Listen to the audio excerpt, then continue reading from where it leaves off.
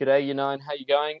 Today, continuing with probability, and we're looking at sampling with and without replacement.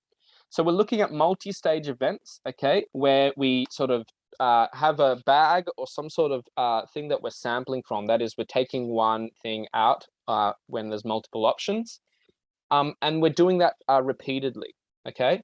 Now, what is important is when we take something out of the bag, okay, or we use something out of the sample, do we then put it back in or do we leave it out, okay? If we leave it out, then the outcome of the first event will affect the probability of the second event and the sample space of the second event. If we put it back in, then it won't affect. And that's actually a really key part of probability, is whether or not past events will affect the outcome of future events when we're trying to make calculations and predictions. Let's do a couple of examples so that you get the idea. So in this question here, we've got a bag that contains one red, one white, and one blue ball. Okay, a ball is selected at random, it's color noted, and the ball is replaced. That is, you put it back in the bag. Okay, and then a second ball is selected at random. Okay, so the sample space, okay, we could have got a red, a white, or a blue. And then, because we're putting the ball back in, we could then also still get a red, and then a white or a blue, or we could get a red, white, blue, or red, white, blue.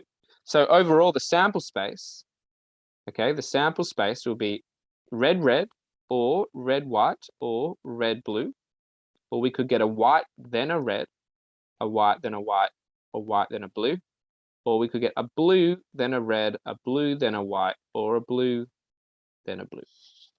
Okay, so that is all of the possible outcomes that could happen in this scenario. We've listed them out here. We used a little tree diagram to help us list the sample space without missing anything. We've done it systematically.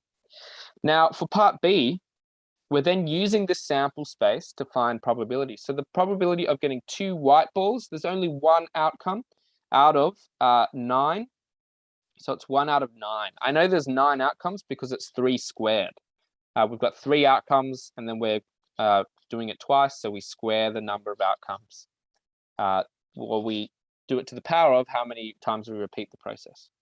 Okay, now for part 2, a red ball and a blue ball in that order. So a red ball, then a blue ball. There's only one of those outcomes. So it's 1 out of 9 because the order matters. Now, for balls of different colors, there are lots of different ones here. We've got one here, one here. Okay, all of these outcomes work. So we've got 9 out of 6, or 1/3 of them. Sorry, 2/3 balls of different colors. Okay, now for part C, we've got to look at this example. I might just give myself a bit more space here. What happens if we do not replace? So we've only got one ball in each of these, of each of the colors. So we've got a red, a white, and a blue. But if I take a red out the first time, there's no longer an option of me getting a second red because there's no more reds left in the bag. There's only a white and a blue left in the bag. However, if I took the white out the first time, then there would be a red left and a blue one. Okay, if I took the blue out, then there would be a red and a white. So the first event is affecting the options that we have in the second event. Okay, we call these dependent events, okay, because the second event depends on the outcome of the first one. So the sample space, we've got RW, RB, WR, WB, okay, BR, and BW. It's impossible to get 2 of the same color now. Okay, so the probability of getting, D, 2 white balls is 0, because if we take a white ball out the first time, there's no more white balls left. Okay, a red ball and a blue ball in that order now becomes 1 out of 6, okay, because we've only got 6 possible options now. and then for part 3, a ball of different colors is going to be 6 out of 6, or 1, because all of them have to be different. There's no more any duplicates.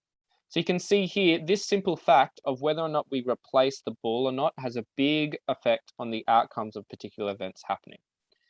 Okay, let's look at another example.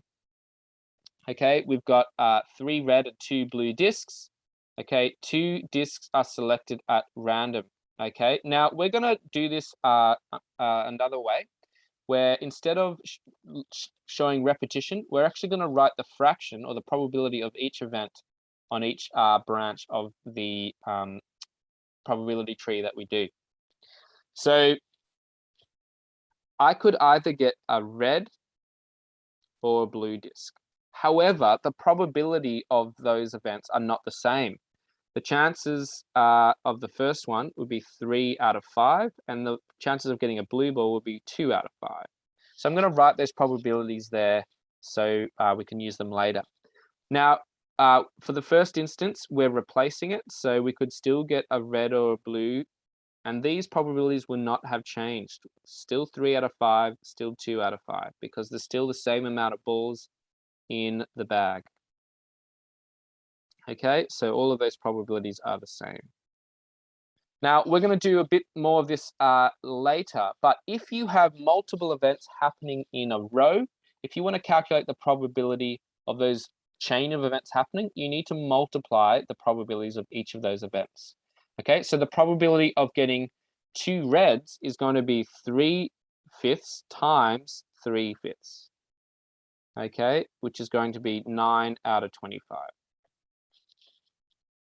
Okay, so we multiply events if they happen consecutively together. Okay, for part 2, in order, a red and a blue disc. So again, it needs to be in this order. So it's going to be 3 out of 5 times 2 out of 5, which is going to be 6 out of 25.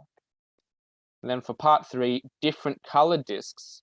Okay, this is actually a little different. So there are 2 options. We could get red then blue, or we could get blue then red. We're going to do a bit more of this in a moment, but if you have 2 different chains that both fulfill the criteria, we need to then add those probabilities together. So if we follow the branches along, we multiply, and then if we're using multiple different outcomes, so we've got RB and BR, okay, then we add those together. So we need to find the probability of RB, and then we need to add the probability of BR. So the probability of RB is going to be 3/5 times 2/5. Okay. And then the probability of BR is going to be 2/5 times 3/5. Okay. We end up with the same probabilities, but we're just sort of showing out the workings so that you can see what we're doing. So we get 6 out of 25 plus 6 out of 25, which equals 12 out of 25. Okay. So we're going to do a bit more of that later, but at least you're seeing the process here. For the first time. So for part C, what happens if it's not replaced? Well, the first event is not affected. So it's still 3/5 for getting a red and 2/5 for getting a blue. But the second event will be affected, okay? We can still get a red because there's enough reds left over, except there's only going to be 2 reds left, and there's only going to be 4 balls in total. Okay, if we take out a red, there's only 4 balls left, and only 2 of them are going to be red. Okay, now we had 2 blue balls to start with. If we take out a red, we still got 2 blues left, but there's only 4 balls in total left, so it's 2 out of 4. Okay, now we could simplify that as a half, but we're just showing it there as the total number and of reds divided by the total number of balls. So then we could get a red or a blue, but the probability of getting a red, okay, if we take out a blue, there's still 3 reds left, but there's only 4 balls left. So it's going to be 3 out of 4. And then if we got a blue the first time, then there's only going to be 1 blue left out of 4. Okay, so you can see the outcome of the first event affects the probabilities of the second event. What you'll also notice is that these pairs, okay, of events that happen after the first one add up to 1, okay? Just like these probabilities add up to 1. So all of the possible outcomes still add up to 1 for each stage of the events. So that's also a clue to make sure that you've done it correct, is those probabilities that are together should add up to 1. But notice that these are separate, okay? Because it's divided by the outcome of the first one, okay? Alrighty. So we've listed the sample space here, so we can still get RR, RB, BR, and BB. But the probability of each of these outcomes is going to be different. So let's investigate that. So the probability of getting 2 red discs, okay, is going to be 3/5 times 2/4, or 1/2. Okay, so that's going to be 6/20, or 3/10. The probability of getting, in order, a red and a blue disc, okay, so probability of getting red, blue is going to be 3/5 times 2/5, which again is going to be 2/4, sorry, which is going to be 3/10. Okay, so it's the same probability as getting 2 reds. Now, the probability of getting 2 different colors, okay, we need to find the probability of getting RB and the probability of getting BR. So RB we've already done, okay, but BR is going to be 2/5 times 3/4, which is also going to be 3/10. So the probability of getting different colors is going to be 6 out of 10. Okay, so what you'll end up with is all your outcomes. So getting 2 reds is a 3 out of 10. Getting red and a blue, or a blue and a red, is going to be 6 out of 10. And then the probability of getting a blue and a blue is going to be 1 out of 10. So they all add up to 1 as well. All of your outcomes should. All right, I hope you enjoyed this video. Good luck with the questions today, and I'll see you later.